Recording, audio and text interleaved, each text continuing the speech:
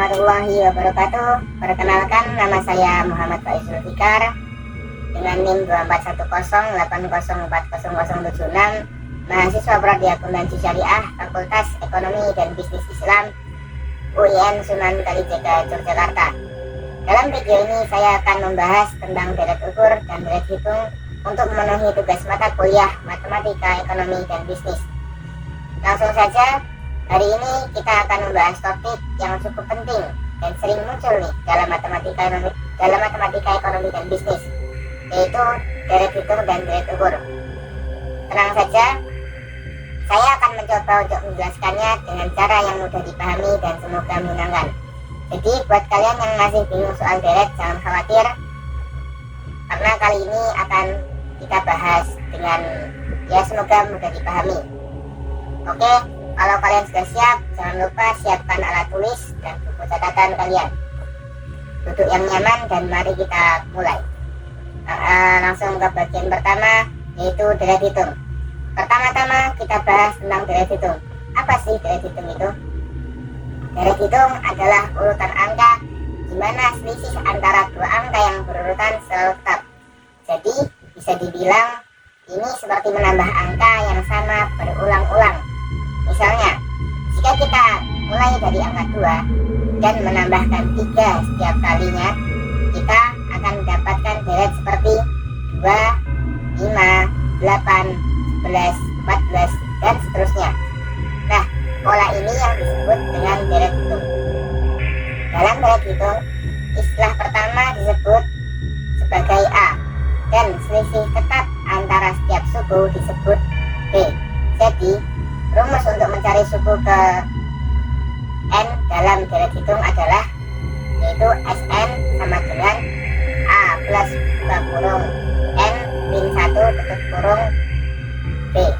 Untuk contohnya, misalkan kita punya deret 2, 5, 8, di mana A nya adalah 2 dan B nya adalah 3.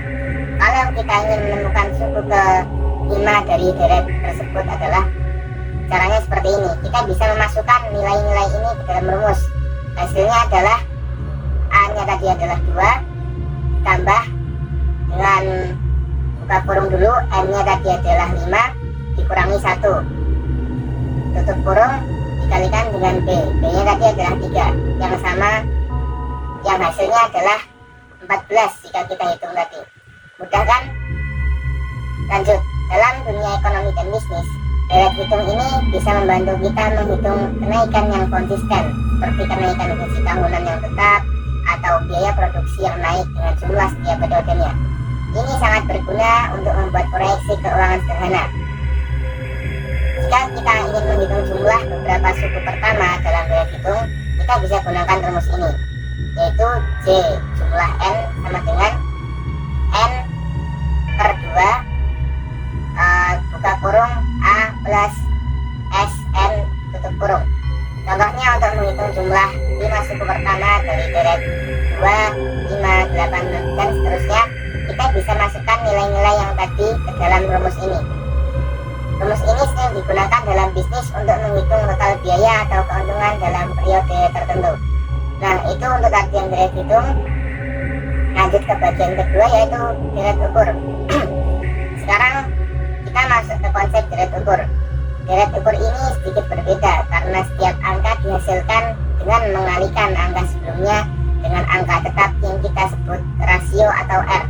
Misalkan, jika kita punya deret dengan angka 2, 6, 18, 5, 4, dan seterusnya, setiap angka diperoleh dengan mengalihkan angka sebelumnya dengan 3.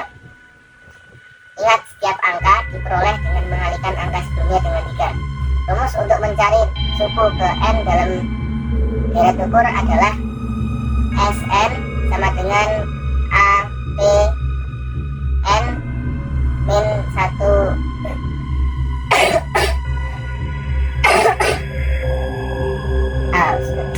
ulangi, rumusnya adalah Sn sama dengan AP N min 1 min pangkat 1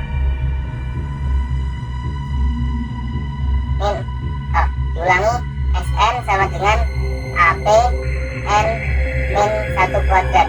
Di sini Sn adalah suku ke N, A adalah suku pertama, P adalah pengganda, dan N adalah posisi suku yang kita cari. Misalkan jika kita ingin mencari suku keempat dari deret dengan angka berikut, yaitu 2, 6, 18 dan seterusnya, dengan A-nya yaitu 2 dan P-nya yaitu 3. Kita cukup memasukkan nilai-nilai ini ke rumus dan hasilnya adalah 54.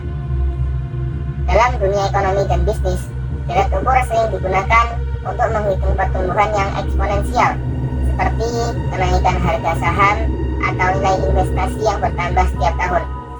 Misalnya, jika kalian punya investasi awal dan nilainya meningkat 5% setiap tahun, kita bisa gunakan rumus deret ukur ini untuk menghitung nilai investasi kita di masa depan. Jika kita ingin menghitung jumlah N suku pertama dari deret ukur, nah kita bisa gunakan rumus ini nih, yaitu Cn min A buka kurung 1 min Tn tutup kurung per 1 min T. Rumus ini bisa digunakan jika rasionya tidak sama dengan 1 ya. Misalnya nih, untuk menghitung total nilai investasi dalam beberapa tahun, kita bisa masukkan nilai awal investasinya, rasionya, dan jumlah tahun yang kita inginkan. Kesimpulannya dari deret hitung dan deret ukur adalah kedua deret ini memang sangat berguna dalam dunia matematika, ekonomi, dan bisnis. Deret hitung sendiri cocok untuk menghitung pola kenaikan yang tetap, sedangkan deret ukur lebih pas untuk yang tumbuh secara eksponensial, seperti investasi atau populasi suatu masyarakat tertentu.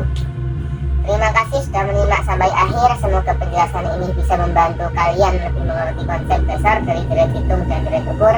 Kalau kalian merasa video ini bermanfaat, jangan lupa untuk klik dan share ke teman-teman kalian yang mungkin juga membutuhkan penjelasan ini.